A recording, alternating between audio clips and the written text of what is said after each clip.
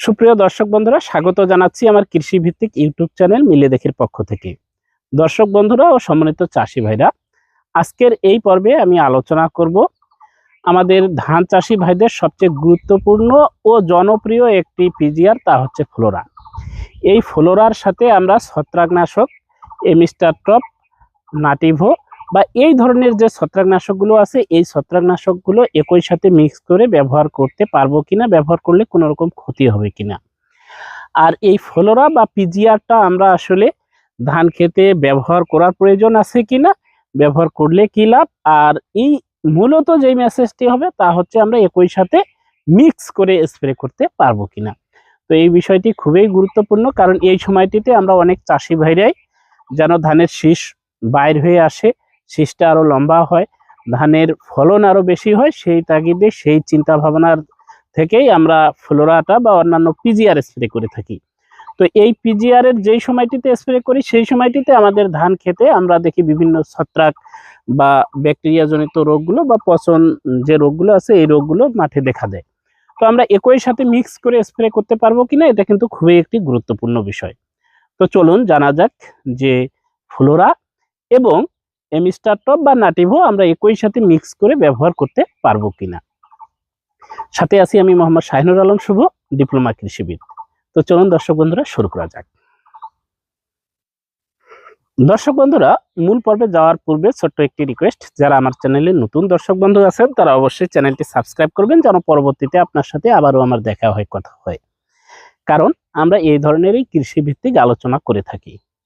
তো দর্শক বন্ধুরা, ফ্লোরা নিয়ে যেহেতু আলোচনা করতেছি, আগে স্বল্প পরিভাবে একটু সংক্ষেপে জানি যে আসলে ফ্লোরা কি। ফ্লোরা হচ্ছে একটি উদ্ভিদের বৃদ্ধি উদ্দীপক, আমরা সহজ ভাষায় যেটাকে পিজিআর বলি, অর্থাৎ প্লান্ট গ্রোথ রেগুলেটর।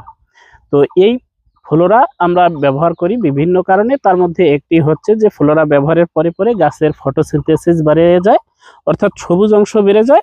সবুজ অংশ বেড়ে গেলে কি হয়, গাছের খাদ্য তৈরি হয়। গাছের খাদ্য যদি তৈরি হয়ে যায়, তো আমরা যে শীষটা দ্রুত বাইর করে নিতে চাই, সেই শীষটা খুব দ্রুত বাইর হয়ে আসে।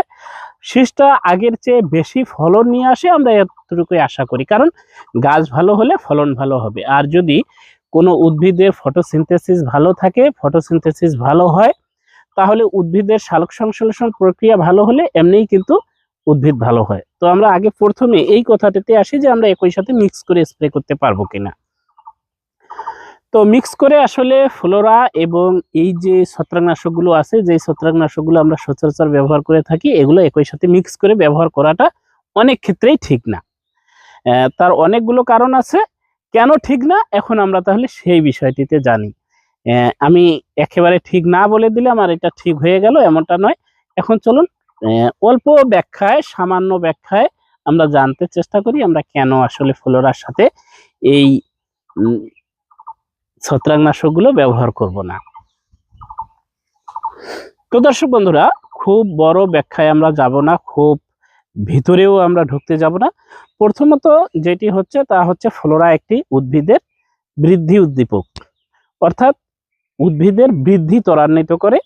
প্রধান যে কাজটা তা হচ্ছে সালোক সংশ্লেষণ প্রক্রিয়াকে বাড়ায়, উদ্ভিদের কোষকে বাড়ায়, উদ্ভিদের কোষকে দ্রুত বৃদ্ধি করতে সহায়তা করে। এই মূলত ফ্লোরা এভাবেই কাজ করে থাকে। ফ্লোরা বা যতগুলো পিজিআর আছে, তার মূল টার্গেটেই হচ্ছে যে উদ্ভিদের কোষকে বৃদ্ধি করা, উদ্ভিদের বৃদ্ধি উদ্দীপনাটা বাড়িয়ে দেওয়া। আর যতগুলো এই ছত্রাকনাশক আছে, এই ছত্রাকনাশকগুলোর মধ্যে সবচেয়ে বেশি যেটি ব্যবহার হয়ে থাকে তা হচ্ছে ট্রায়াজল শ্রেণীর, অর্থাৎ এই ট্রায়াজল শ্রেণীর যে ছত্রাকনাশকগুলো আছে, এইগুলো কিন্তু আমরা সবচেয়ে বেশি ব্যবহার করে থাকি। যেমন আমরা নাটিভো ব্যবহার করি, সেখানে আছে টেবুকোনাজল। আমরা এমিস্টার টপ ব্যবহার করি, সেখানে আছে ডাইফেনোকোনাজল। আমরা অনেক ক্ষেত্রে টিল্ট ব্যবহার করি, সেখানে আছে প্রপিকোনাজল। আমরা অনেক সময় হেক্সাকোনাজল গ্রুপের ছত্রাকনাশকগুলো ব্যবহার করি। অর্থাৎ এই যে ট্রায়াজল শ্রেণীর যে ছত্রাকনাশকগুলো আছে, এর প্রধান কারণটা হচ্ছে উদ্ভিদের কোষকে অনেকটা বৃদ্ধি থামিয়ে দেয়। থামিয়ে দিলে গাছটা একটু হার্ড হয়ে যায়, গাছটা একটু শক্ত হয়ে যায়, ফলে ছত্রাক সহজে ভিতরে, কোষের ভিতরে ঢুকতে পারে না।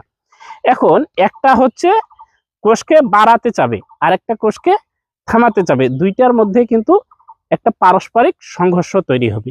এই সংঘর্ষটাতেই কিছু না কিছু অবশ্যই আপনার ক্ষতি চলে আসবে, অর্থাৎ একটা বাড়াবে একটা কমাবে, এই দুইটাই কিন্তু অবশ্যই পারস্পরিক ক্রিয়া এবং প্রতিক্রিয়া আছে। তাহলে এখন এইটা দিলে তখন আপনারা কি সমস্যা ফেস করবেন বা কি সমস্যা দেখতে পারবেন যদি আপনারা একই সাথে মিক্স করেন। অনেক সময় দেখবেন স্প্রের 3 থেকে 5 দিন পর বিন্দু বিন্দু দানা পড়া শুরু হয়ে গেছে। অনেক ক্ষেত্রে পাতাগুলো পুড়ে যেতে পারে, বিশেষ করে সবজির পাতার ক্ষেত্রে এইটার রেজাল্ট আপনারা খুব দ্রুত দেখতে পারবেন। আর ধানের ক্ষেত্রে একটু কম দেখা যায়, তবে ধানের ক্ষেত্রেও আপনি দেখবেন যে অনেক সময় পাতার আগাগুলো মরে যাচ্ছে, পাতার আগাগুলো হলুদ হয়ে যাচ্ছে, আপনি যে রেজাল্টটা চাচ্ছিলেন তার অপোজিট হয়ে গেছে। তো এইরকমই সাধারণত হয়ে থাকে, যার ফলে আমাদের যদি সুযোগ থাকে যে আমরা একই সাথে ব্যবহার করব না, তাহলে কিন্তু ব্যবহার না করাটাই সর্বোত্তম হবে।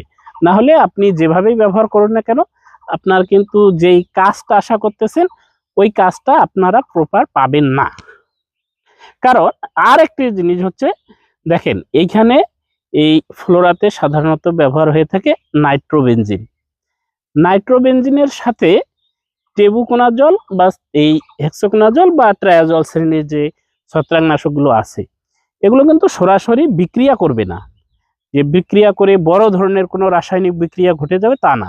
তবে এটি আপনার গাছের সালোক সংশ্লেষণ প্রক্রিয়াকে বাধাগ্রস্ত করবেই। তো যেহেতু বাধাগ্রস্ত করবে, সেহেতু আসলে এটা কোনোভাবেই ব্যবহার করা ঠিক হবে না, আর আমরা এটা ব্যবহার করবও না। যদি সোজাসুজি মেসেজে আমরা চলে আসি, হচ্ছে কথা ঘুরিয়ে পেঁচিয়ে না বলে, তাহলে হচ্ছে আমাদের ব্যবহার করা কোনোভাবেই উচিত হবে না, ব্যবহার করার প্রয়োজনও নেই। তাহলে দর্শক বন্ধুরা, এই কথাটার আর আমরা কমেন্টে রিপ্লাই দেওয়ার কোনো প্রয়োজনই মনে করি না। তাহলে হচ্ছে যে আমরা যে কোনো পিজিআরের সাথে ট্রায়াজল শ্রেণীর যে কোনো ছত্রাকনাশক স্প্রে একই সাথে করব না। এতে করে পাতা পুড়ে যেতে পারে, গাছের উল্টা রিয়াকশন হতে পারে, যা আশা করছি সেটা তো হবেই না, বরং ক্ষতি হয়ে যেতে পারে। তো সকলকে অসংখ্য ধন্যবাদ জানাচ্ছি এতক্ষণ মনোযোগ সহকারে ধৈর্য ধরে আজকের এই পর্বটি দেখার জন্য। আর এ বিষয়ে আপনার যদি কোনো পরীক্ষিত ব্যবস্থাপনা কিংবা পদ্ধতি জানা থাকে, ব্যবহার করলে পরীক্ষিত ভালো হয়ে ফলাফল পাওয়া যায়, সেটি কমেন্টে আমাদের জানাতে পারেন। কারণ আমরাও কৃষিতে একেবারে অতটা কিছু হয়ে যায় নাই যে আমাদেরটাই একেবারে অল ইন অল, আমাদেরটাই কৃষিতে শেষ বলে কথা। তো সবাইকে অসংখ্য ধন্যবাদ জানিয়ে আজকের মতন এখানেই শেষ করছি। দেখা হবে, কথা হবে পরবর্তী নতুন কোনো টপিক নিয়ে, নতুন কোনো পর্বে। ততক্ষণ পর্যন্ত ভালো থাকবেন, সুস্থ থাকবেন। আল্লাহ হাফেজ।